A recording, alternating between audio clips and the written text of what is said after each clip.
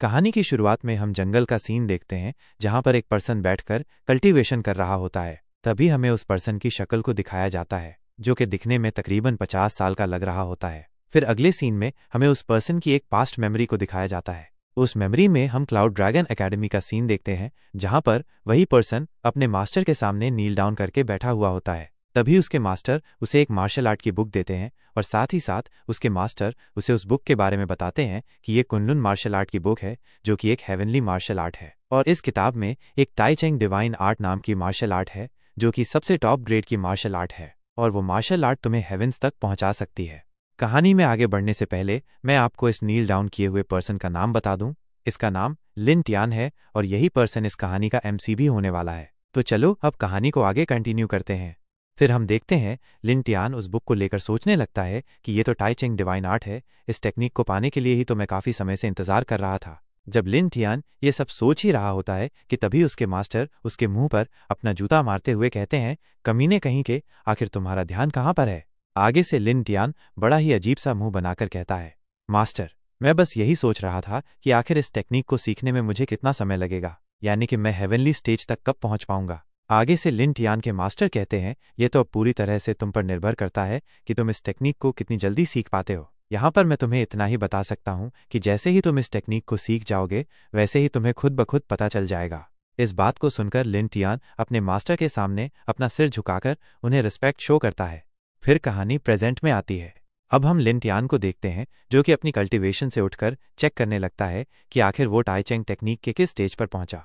वो झरने के पानी पर अपने पंचेस को मारकर अपनी स्ट्रेंथ को चेक करने लगता है। हम देखते हैं उसकी स्ट्रेंथ इतनी ज़्यादा बढ़ गई होती है कि वो अपने पंचेस से पानी को भी 2 हिस्सों में बांट देता है।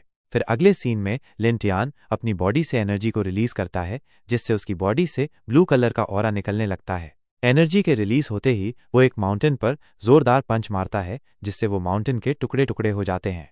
फिर हम कुछ सालों बाद का सीन देखते हैं जहां लिन टियान अब ट्रेनिंग करते करते बूढ़ा हो चुका होता है और अब वो और भी ज़्यादा पावरफुल हो चुका होता है, इतना पावरफुल कि वो अब की बार पानी को सिर्फ इशारे से ही 2 हिस्सों में बांट देता है। नेक्स्ट सीन में हम देखते हैं लिन टियान वापस से कल्टीवेशन करने के लिए बैठ जाता है। वो कल्टीवेशन करते समय सोच रहा होता है, मैंने टाई चेंग डिवाइन आर्ट को पूरी तरह से सीख लिया है और मैं अब हेवनली रेल्म का एक कल्टीवेटर बन चुका हूँ, मगर न जाने अभी भी क्यों मेरी बॉडी इवॉल्व होकर वापस अपनी यंग बॉडी में क्यों नहीं बदल रही। फिर यूं ही कुछ साल और बीत जाते हैं।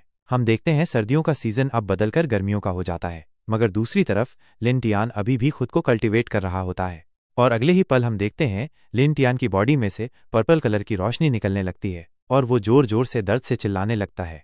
इसी बीच हम देखते हैं उसकी बॉडी भी इवॉल्व होने लगती है। हम देखते हैं उसकी बॉडी के मसल बनने लगते हैं, दांत टूटने लगते हैं और यही नहीं बल्कि उसके बाल भी झड़ने लगते हैं। नेक्स्ट सीन में हम देखते हैं उसकी बॉडी वापस से इवॉल्व होकर अपनी यंग एज में जाने लगती है और यहीं पर वो अपनी कल्टीवेशन को खत्म कर लेता है और यहाँ से अब असली कहानी शुरू हो गई है। अब हम देखेंगे कि एक इनविंसिबल एमसी आखिर कितना इनविंसिबल हो सकता है। फिर हम देखते हैं हमारे लिन टियान को जो अपनी कल्टीवेशन खत्म करके क्लाउड ड्रैगन एकेडमी में आ जाता है, मगर क्लाउड ड्रैगन एकेडमी के दरवाजे पर खड़े दोनों गार्ड्स लिन टियान को अंदर जाने से रोकने लगते हैं। वे लिन टियान से कहने लगते हैं, आखिर तुम हो कौन और ऐसे ही तुम हमारी एकेडमी में कहाँ घुसे चले आ रहे हो। आगे से लिन टियान कहता है, क्या तुमने मुझे पहचाना नहीं? याद करो, मेरा नाम लिन टियान है और मैं मास्टर कुनलुन का डिसाइपल हूँ।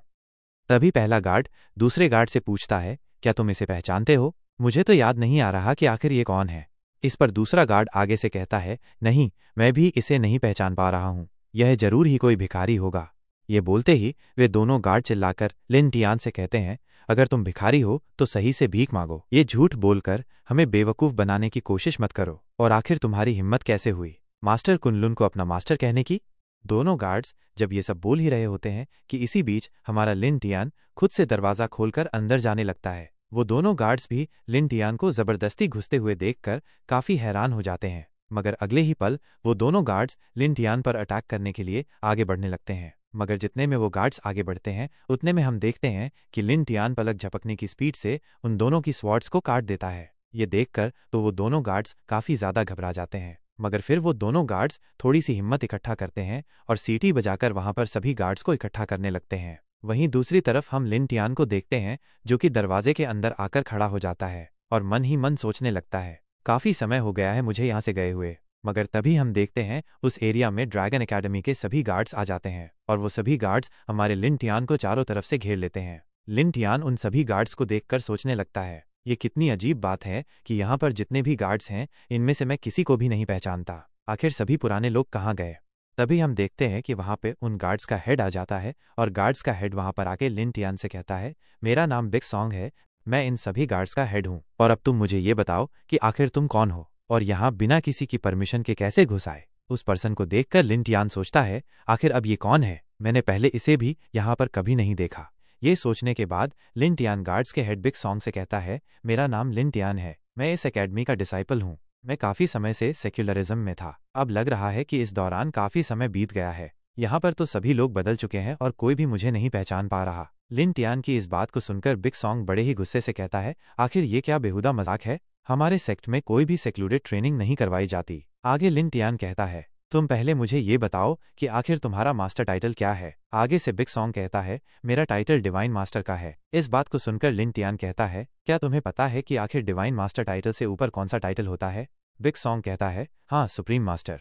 लिन टियान कहता है, और उससे ऊपर? बिग सॉन्ग कहता है, उससे ऊपर तो अपर सुप्रीम जनरेशन आती है। जैसे ही बिग सॉन्ग अपर सुप्रीम जनरेशन बोलता है, वैसे ही लिन टियान हंसते हुए कहता है, हाँ, मैं अपर सुप्रीम जनरेशन से हूँ, यानी कि मैं तुम्हारे ग्रेट ग्रैंडफादर की जनरेशन से हूँ।